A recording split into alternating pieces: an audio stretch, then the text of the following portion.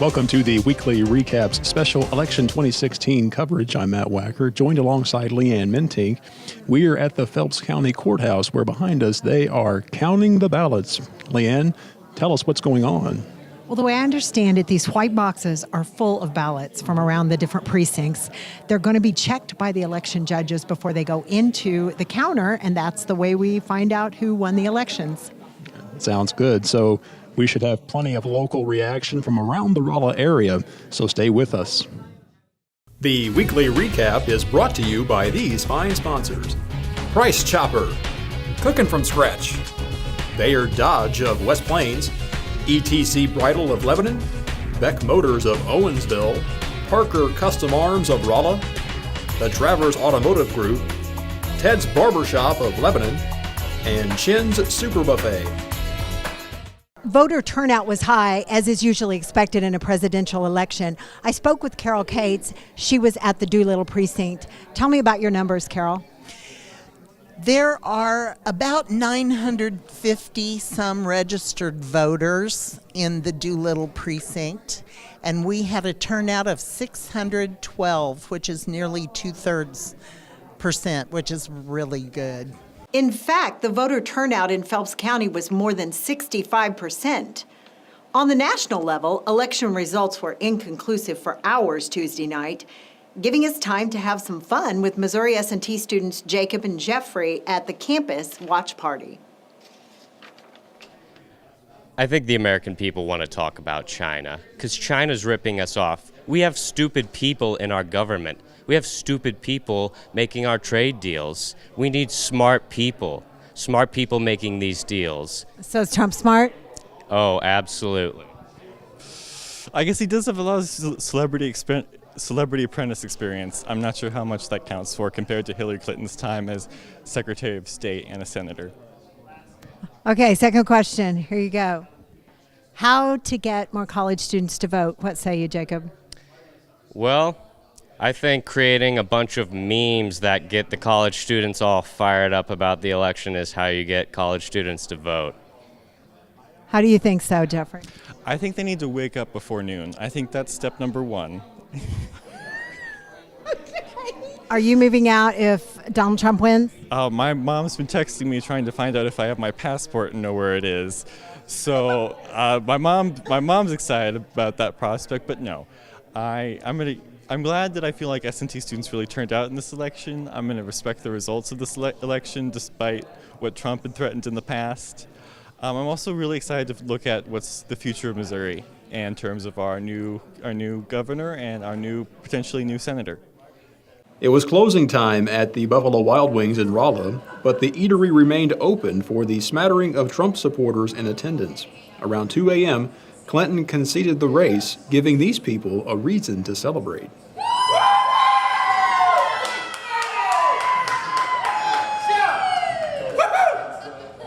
This makes two things in the span of 1 week that I never thought I would say. President-elect Donald Trump and World Series champion Chicago Cubs. 2016, ladies and gentlemen, what a time to be alive. Longtime recap viewers may remember former Dixon City Marshal Mike Plumber.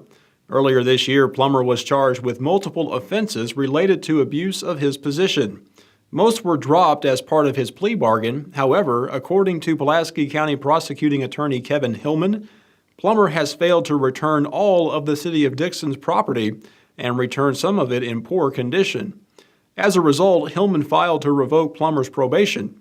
Plumber was sentenced to 1 year in the county jail, but that sentence was then suspended in favor of 30 days shock incarceration to be served over the next 15 weekends. Plumber was also ordered to reimburse the City of Dixon to the tune of $1,700. A Rolla man is dead after a police pursuit led to his drowning. Deputies were dispatched to investigate reports of a suspicious vehicle on Haynes Ranch Road east of Eldon on November 5th. When officers attempted to make contact with the occupants, a chase ensued. It ended when the vehicle went through 3 fences and crashed into a pond. A female passenger was apprehended when she came ashore.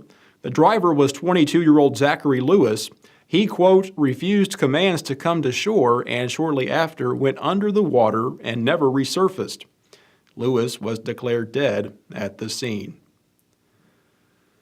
Officers from the Sullivan Police Department responded to the 500 block of Sonia Lane on October 31st, finding 28-year-old Jared Courtney dead in his home. Courtney is believed to have died following a narcotics overdose. Police also responded to Courtney's residence 10 days earlier in an incident in which a 1-year-old overdosed on amphetamines. Switching gears, James Bunch is a West Plains student at MSU. He organized an event to help the foster parent adoption recruitment and retention program. With more on this, here's our Ben Gronowski. Thank you, Matt. I'm here with James Bunch. James, thank you so much for taking time out of your day. Appreciate it. Tell us how you became familiar with the FAR program, and heard you guys had a little event this weekend. Maybe you could tell me a little bit more about that too. Yeah, so I'm a college student. This is my last semester here. I'm doing an internship at Children's Vision of West Plains, and so they work with the FAR program, which is Foster Adoption Recruitment and Retention. So that's how I got affiliated with them.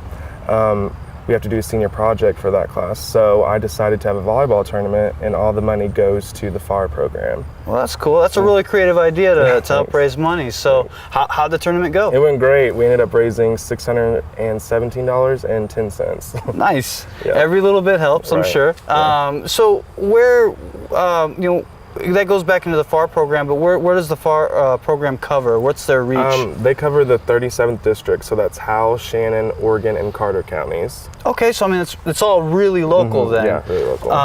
What are they? Are they looking for more volunteers? What are they Absolutely. looking for in their communities right right now? They're taking volunteers. They really need foster families. They need people to take these kids on, to adopt them. They really need help with that. They're looking for donations. They're looking for any kind of volunteer help, anything just to help out with that. Excellent, excellent. Well, James, really wonderful idea on your part. Thank you for taking time out of your day again. And with that, back to you, Matt. More from West Plains as over 90 bookworms converged on the MSU campus on November 2nd for the 11th annual Howell County Chess Championship. Awards were given for winning as individuals or as a team at the high school, junior high, middle school, and elementary levels. Pieces were taken and checks were mated as the winners were decided. You know, a computer once beat me at chess, but it was no match for me at kickboxing. The Willow Springs Fire Department responded to a structure fire at the Star Theater on November 5th. Fire Chief Matt Foster said the cause is believed to be electrical in nature and started above the front entryway. The fire was noticed by a passerby around 1:30 in the afternoon. According to the theater's board of directors, the theater will be rebuilt with help from the Willow Springs community.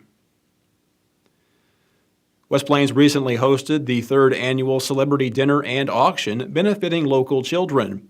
The dinner featured locals dressed in costumes referencing sports, television, and movies to raise money for the South Central Child Advocacy Center. The center provides services to children involved with abusive households. The dinner brought in nearly $13,000.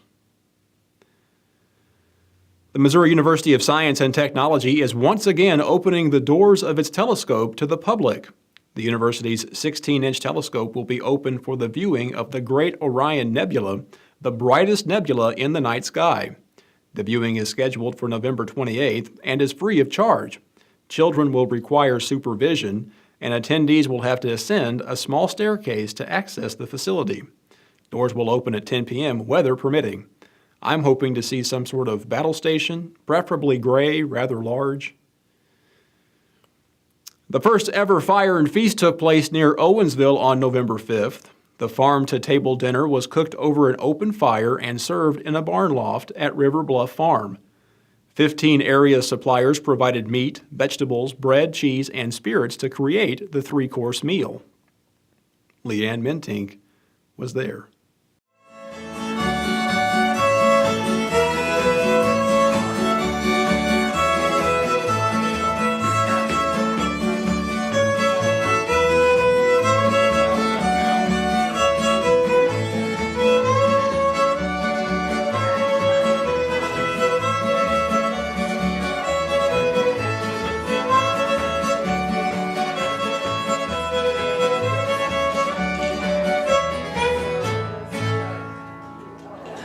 My name is April Atkinson Farmer, and I am the proprietor of BEM General. Chef Alex Giger and I have talked almost since we met about doing an on-farm event, and the concept for it was really his idea. For us, growing up on a farm and sitting around our table with our family, and we still do it now that we're grown kids. This is really, as my mom always says, an extension of our farm table. Well, I'm Stacy Gresham. I'm part of Rosalie Acres. We're a vegetable producer located in Dent County, Salem, Missouri, and we provide for a local CSA that's in cooperation with BEM General. We're also providing some of the ingredients for tonight's dinner, which happens to be cabbage and potatoes.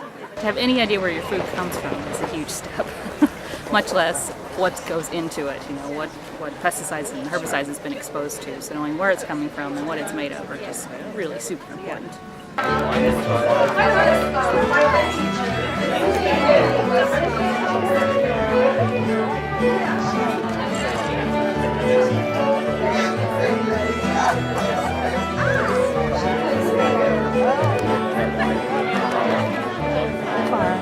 My name is Amy Kinman, and I am a farmer for Meadowlark Farm, and we are home of the Nutty Pigs. We are a pasture-based operation. We have about 10 acres of open ground that we have them out. In the fall, we run them through the woods, and they are essentially eating hickory nuts, acorn, all of those things. These hogs are designed to be out in the open, and it takes longer, and it adds to depth of flavor, depth of texture, and even nutritional value. Over 90% of what is going to be on your plate tonight was grown by our neighbors, our region, our farmers, our producers, and to have it prepared on the farm by the chef is just an incredible experience.